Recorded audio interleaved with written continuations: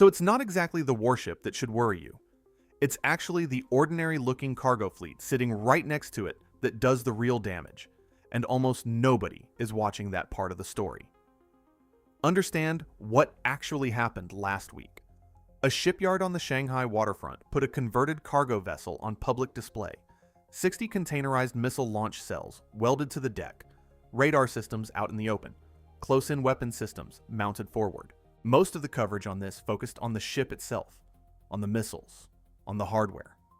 I want to take you somewhere different today, because the ship is not the weapon that should keep planners in Washington up at night. The weapon is the fleet standing behind it. Thousands of ordinary Chinese commercial vessels that could be converted the exact same way, almost overnight, if the order ever came down. If you're new to the channel, take a second right now and subscribe and hit the bell, because this is exactly the kind of pattern this channel exists to dig up. I've spent years working commercial vessels and studying maritime security, and the story underneath a single armed cargo ship is always bigger than the ship. If you stick around for the whole video, you'll see why this particular story changes how you should look at every ordinary cargo ship on the water from here on out. Where are you watching this from? This affects sea lanes and ports on basically every coastline that trades with China. So tell me your country or your nearest port down in the comments.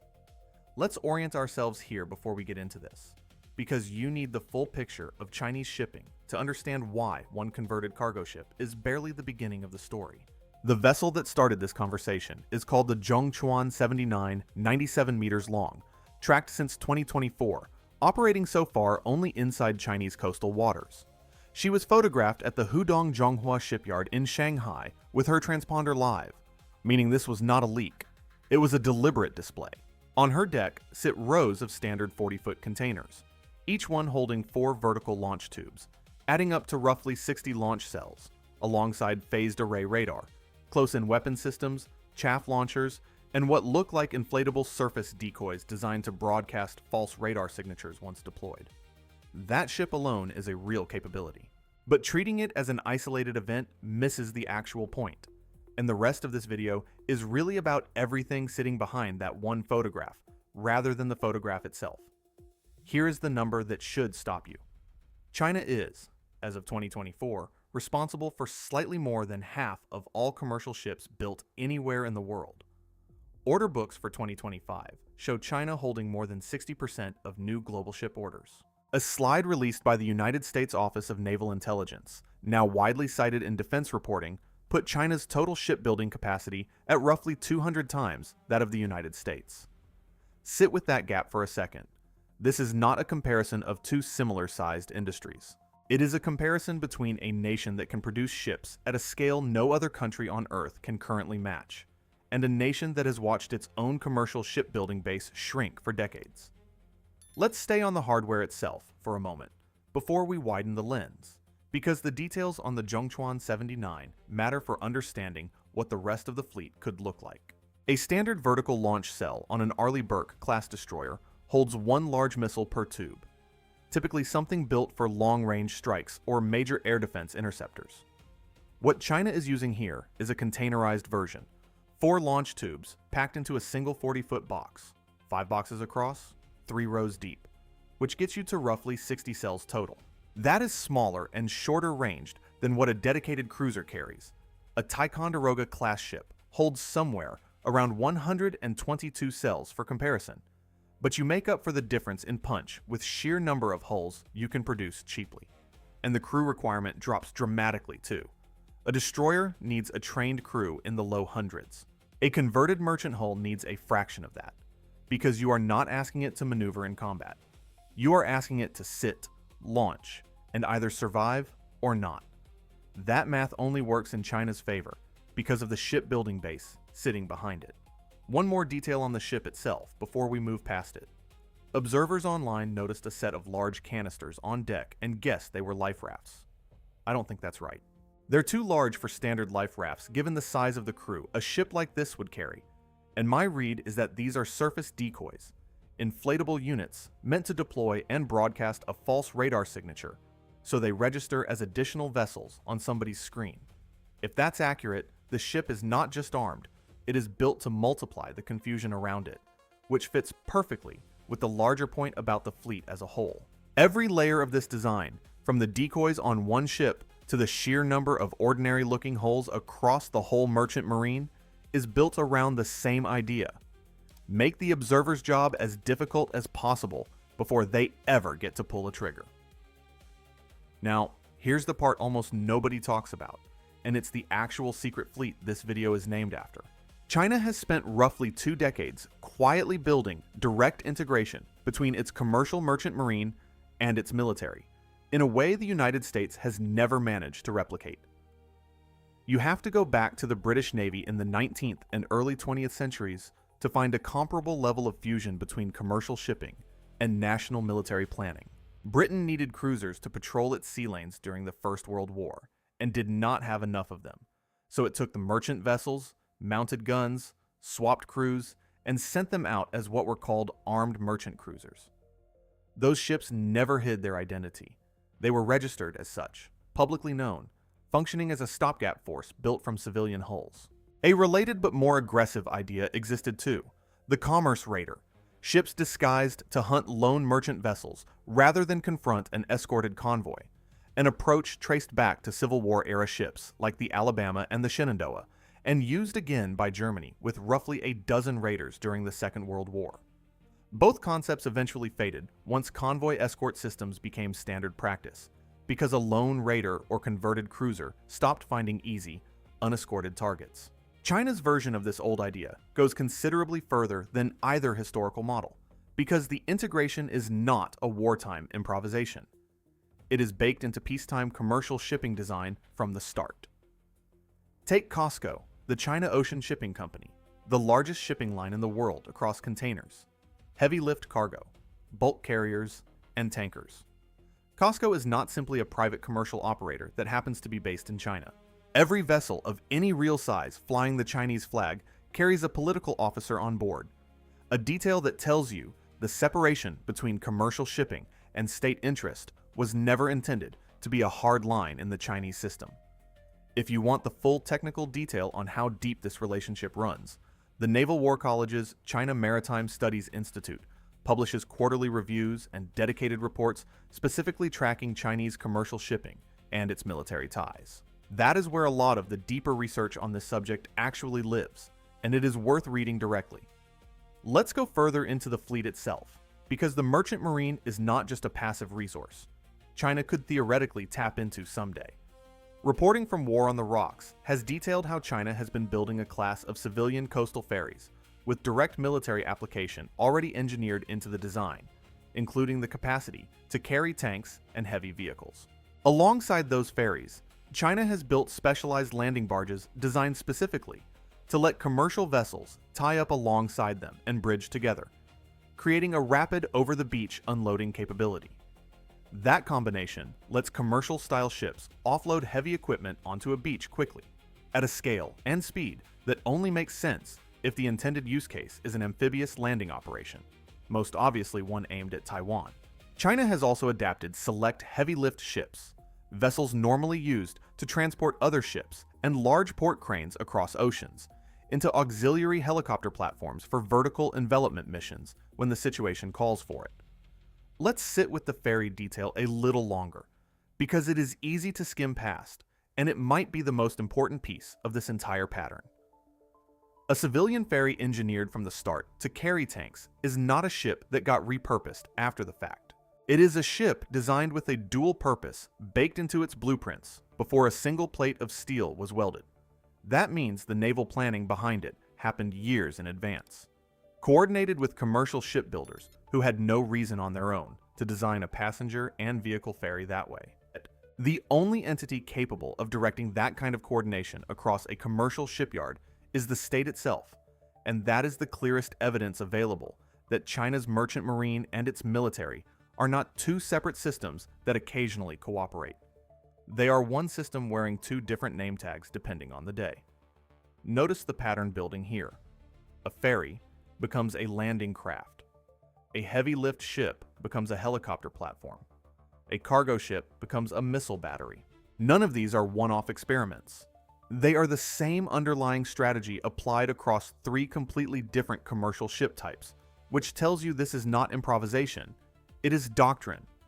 China is not alone in experimenting with weapons hidden inside ordinary shipping containers.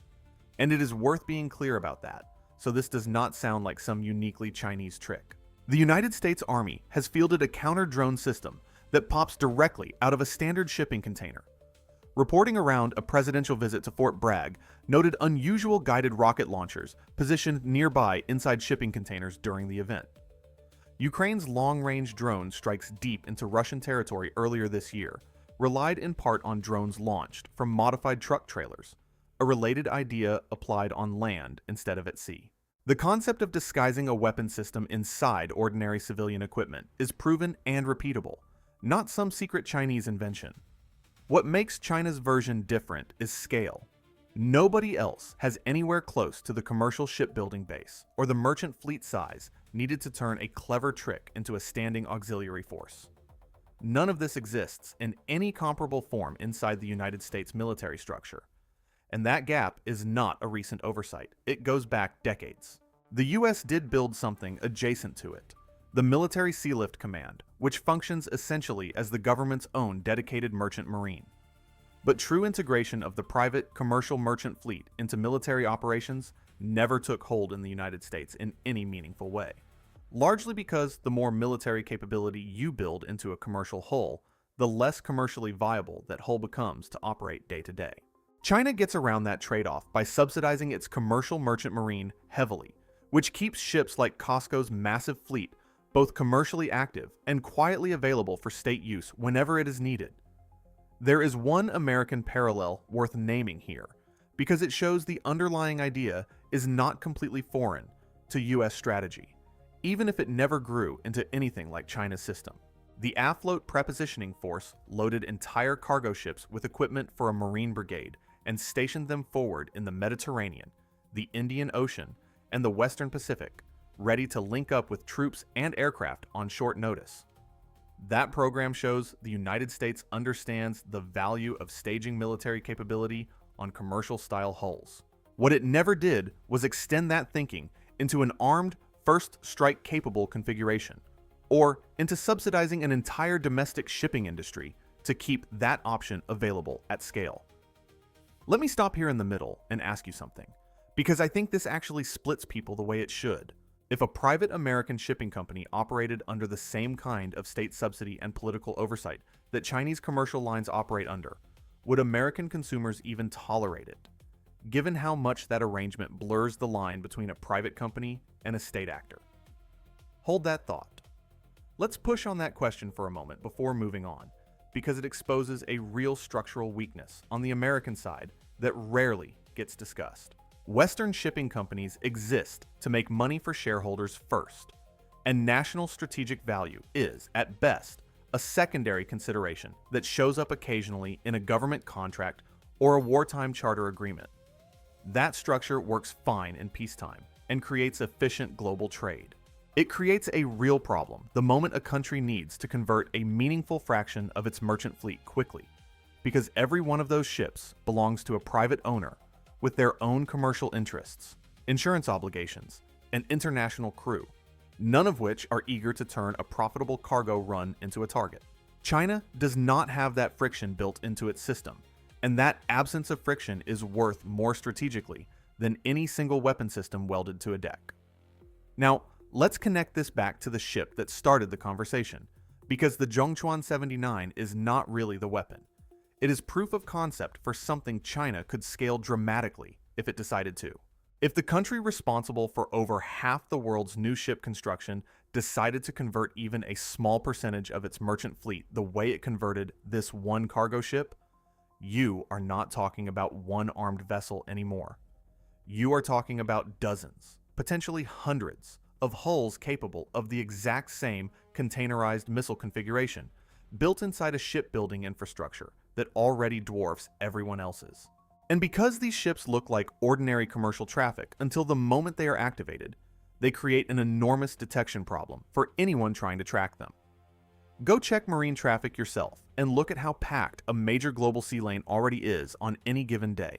Finding the handful of converted hulls hiding inside that traffic, especially before they do anything, is a genuinely hard technical and analytical problem, even with satellite coverage, radar tracking, and artificial intelligence sorting through the data. We already see a version of this problem with the so-called dark fleet, the sanctioned tankers running without transponders to dodge oil sanctions. A converted merchant cruiser is arguably a harder case, because unlike a dark fleet tanker, it does not need to hide at all.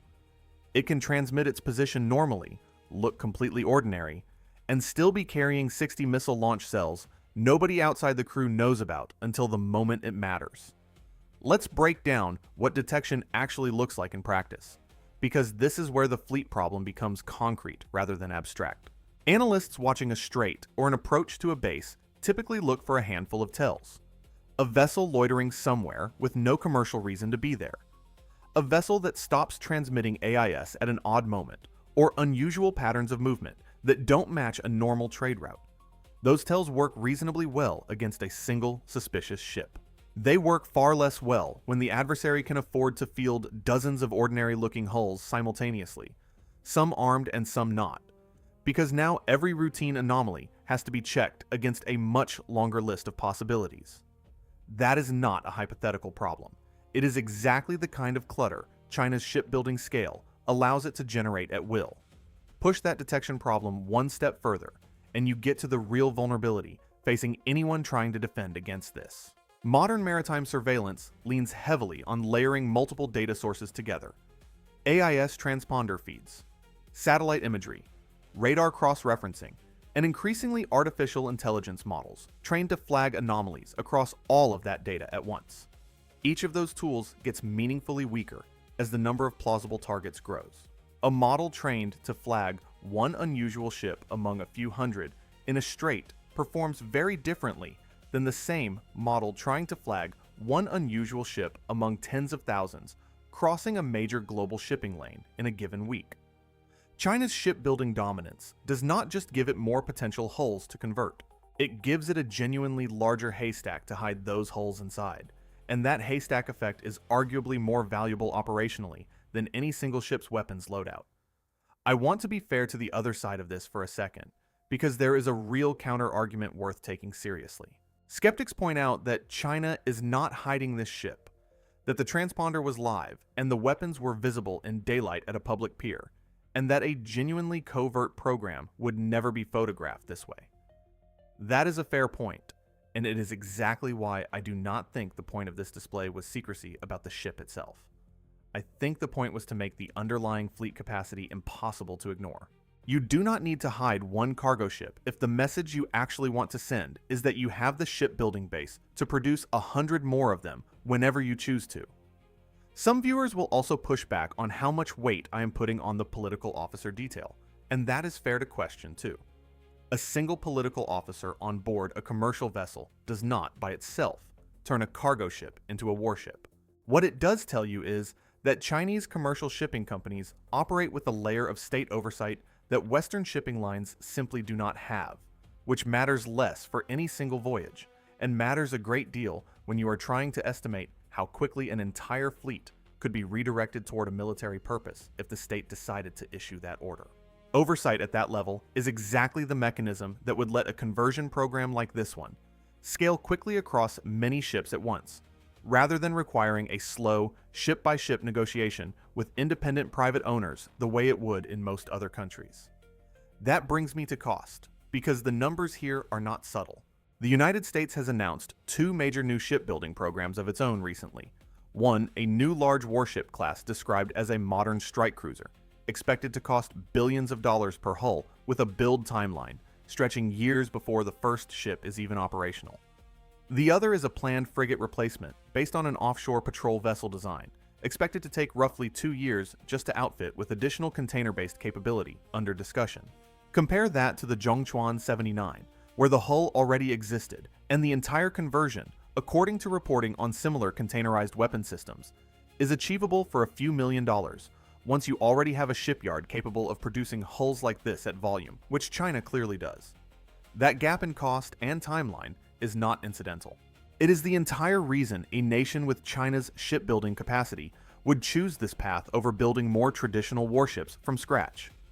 Think about what that cost gap actually buys strategically, beyond the dollar figure. A multi-billion-dollar warship represents years of engineering risk concentrated into a single hull, and if that hull is damaged or delayed, the country loses a meaningful fraction of its planned combat power for that period. A fleet of cheap converted merchant vessels spreads that risk across dozens of hulls instead of one. Losing a converted cargo ship is a real loss, but it is not the kind of loss that sets back a shipbuilding program by years, because the underlying industrial base can simply produce another one. That is the actual advantage sitting behind the ship you saw photographed in Shanghai, and it is why treating this as a story about one weapon system, rather than a story about industrial capacity, misses the point entirely. In my opinion, as someone who has spent years around commercial and military vessels, the real story here was never about missiles on a cargo ship. The real story is that China built a commercial shipping industry so large, so subsidized, and so tightly integrated with the state that it functions as a reserve navy hiding in plain sight. One ship, one ferry, one heavy lift vessel at a time. The Zhongchuan 79 is not the secret, it is the receipt. The secret was already sitting in every Chinese shipyard, every COSCO vessel with a political officer on board, and every ferry quietly engineered to carry tanks, long before this one ship ever showed up on anyone's radar.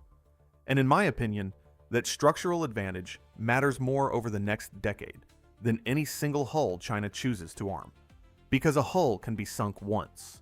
But an industrial base that builds over half the world's ships keeps producing the next one, regardless of what happens to any single vessel.